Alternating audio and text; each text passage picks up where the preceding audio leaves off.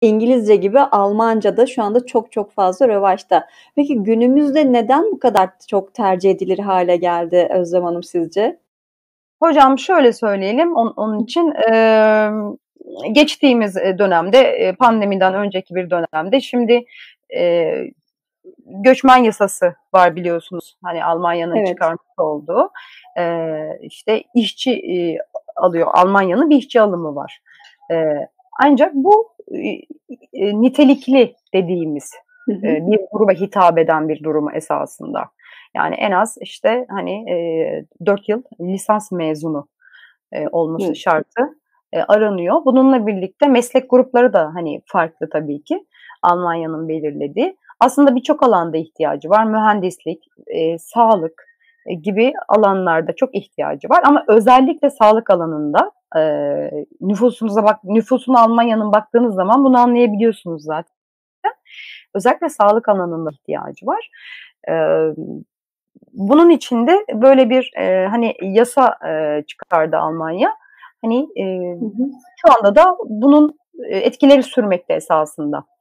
Hani, Evet. bizden tabii bizim ülkemizden de gitmeye çalışan fazla nitelikli insan da var. Derslerimize bu şekilde kalan çok fazla, hani, katılımcı da var. Derslerde de çünkü biz konuşuyoruz genelde derse başlamadan ya da ders sonunda da biz bunları paylaşıyoruz genellikle ve, bu konuda da herkesten, işte, Almanya'nın bu süreçte, meslek gruplarını ayırarak, Hı hı. belirliyorsunuz şartlarını. Ona göre de, hani, dil kıstasları da var. Eee Atıyorum mesela, mühendislik alanından örnek veriyorum. B1, B2 şeklinde mesela isteyebiliyorken, işte, mesela bir doktordan C1, C2 isteyebiliyor. Hıı. Hani, Almanya'da çalışacak bir doktordan.